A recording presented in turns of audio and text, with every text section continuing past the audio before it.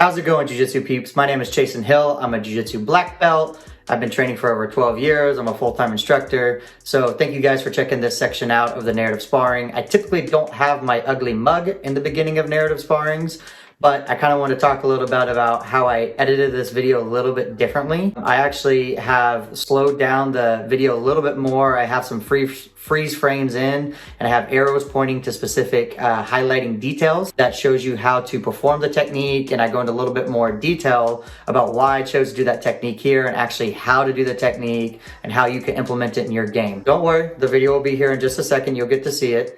But please like or comment down below if you like how the video is done, if you like how the old videos are done better. I'm trying to provide value for you guys, and the best way that I can do that is by you guys giving me feedback. So make sure you smash that like button and leave a comment down below about what you liked about the video, what you didn't like about the video, question about a technique or a comment about a technique. Let me know. In today's video, it's going to be with my student Houston, not about my student Houston, but with him. And he's in his 60s. I really appreciate how he sticks his head in there. He's a 4-stripe blue belt, so he'll stick his head in there pretty good. He gives a lot of people a hard time at our gym. Even though he's an older guy, he gives the young guys a run for their money. He's extremely strong for his age. He's also got long arms and long legs, which is very annoying to deal with. So I have short arms and T-Rex legs, which is much different of a jiu-jitsu game. So it's fun to roll around with him. So with that, hopefully you guys like the video. All right, here we go. Here's me and my student Houston. Like I told you guys about earlier, he's a pretty impressive grappler for his age. He definitely gives me a workout. He's extremely strong, which is annoying. So right here I have my grips. I'm setting up my grips. I've got grip dominance. I've got the inside grip and that sleeve that I like. I'm trying to test his base, see where his feet are going to land, pull him around a couple times, and I'm able to snatch up the single leg. So right here I get him to pull and step, and I've got my hand on his ankle and my hand on his lapel still, which it's hard for him to posture, so I'm able to come up to my feet with the single leg, and he ends up kind of pulling a guard so he doesn't get taken down into a worse position. And I end up doing something called the thread the needle pass, where my hand's on the ground, my hand has his lapel so his head can't get away, and it kind of bunches him up. It's a good position. I bring my knee right on to the inside, I think, here in a second. Yeah, take the side control position, so we're going to fast forward. Just kind of play a little mount defense, mount attacks. So right now I'm kind of modifying, and Houston does a great job slipping out the back door right there. So his hand that's closest to my leg slides right underneath, ends up going out the back. So I recover, I'm able to achieve the side control position, pin him down. Now I'm going to play side control again. Been working some knee on belly attacks. So my knee's on his belly right here. You can transfer pretty good between knee on belly and the mount position and side control. It's a very versatile position. He does a great job at pushing my leg out. I staple my leg across his leg so he can't recover guard, stay in this heavy base position, jump back up to a knee on belly position. I'm just looking for chokes. I'm trying to see what he's going to give me. If he's going to let me put my hand in his lapel, maybe go for a baseball bat choke. So that's what I'm setting up, and I go for an arm lock off of it even though I fail. So right here, my hand goes in his lapel, my thumb's in the collar. I'm going to spin all the way around to the other side. I call this a two-thumb choke, but it actually ends up as a baseball bat choke, but you kind of have to spin. So I put my hand in, but his hand bases out, which is why I take the arm lock. And it's not a very high percentage arm lock, but you can definitely catch people with it if they're not paying attention. I've caught several people in the gym with it, probably even Houston. That's probably why he knew, but he did a good job ripping his arm out. So now I'm sitting up playing some open guard, trying to see what he's going to give me. I pull him back into my closed guard. It's a good habit that you should do, is if you can't set anything up from open guard, pull him into a closed guard. So right now I'm trying to pull his arm across, and I'm wanting to work some back takes. So I'm looking for a back take or a sweep, depending on which he's going to give me.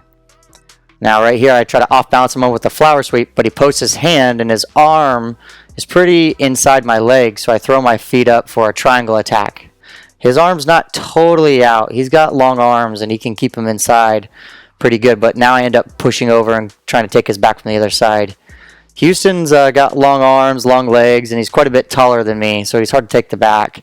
He's doing a good job at holding my lapel right there with his hand. So right now when I try to get up, he makes it tough on me, but he recovers, rips his arm back out, and now we're playing back some open guard. So right here I hit a nice sit-up sweep. It's one of my favorite variations. So right there I grab a cross grip on his sleeve. I sit up to my elbow in my hand, so both my hand and my arm is controlling his sleeve, and that's what allows the sweep to happen. I've been using that variation quite a bit. It's a pretty good one. It's a lot easier to get than just reaching up and sitting up for the classic sit-up sweep, grabbing the elbow. So right now we're playing some mount attacks. Houston turns on his side. I'm able to scoop up his arms, and I'm going to carry him like a baby and throw my leg over for the arm lock. And I end up finishing. His hands separate and we finish. So right here, I scoop both of his arms so he can't do anything. He can't turn his shoulders. He can't block my leg. And that allows me to sit over. Houston's good. He separates his hands right there. And I just take advantage of it, hold his arm close to my body, and finish with the arm lock.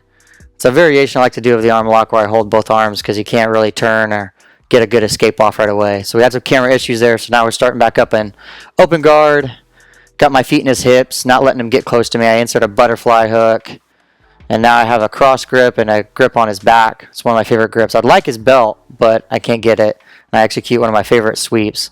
So right here I have a cross grip on the sleeve and then a grip on his back. Like I said, I'd like to have the belt. Those are great grips. Now I slide my foot right down to his leg, and now we have 4 things working. I've got a sleeve, a back grip, I chop my leg down, and a butterfly hook, which creates a beautiful off-balancing sweep. It's one of my favorite sweeps, a load sweep, and where it just feels like they're floating in the air. Now I pass his guard. I shoot over for a knee bar. So right here, when I step over for a knee bar, I'm able to grab his pants. That prevents his legs from coming together, crossing his feet right away, or triangling them. He should have done it right there, but he missed it. So now I'm going to put my hand on my ear, and that prevents him from triangling his legs or getting his leg back right away. I don't really want the knee bar, to tell you the truth. Just trying to think about it. So I pull his leg close to him, which makes him worry about it, and he kicks it away. Now both of his feet are separated, and now this lets me end up attempting a heel hook. I could probably get the heel hook with one hand, but I'm just trying to free my hand. Houston's doing a good job at holding my sleeve because he knows if both my hands get together, he's in trouble. You can finish the heel hook with one hand, but I think our timer ends up going off. So we're joking right there. Thank you, Houston. Great job. Thank you, everybody. Hopefully you guys liked the video. I really liked doing it this way. I like the editing process. It's fun for me to learn. It's a new skill. I'm still fairly new to YouTube. I'm trying to grow in the Jiu-Jitsu community. I've stolen a lot of good ideas from a lot of my friends in the Jiu-Jitsu community who do YouTube channels, so I'm trying to implement them myself. Make sure you guys let me know down below if you liked what you saw, like the video, please. It helps me get, in favor of YouTube. Also, let me know if you guys have any questions or comments. I still do other techniques. I do some talks and breakdowns. Whatever you guys have, make sure you put them in the comments below. And I'll see you guys next time.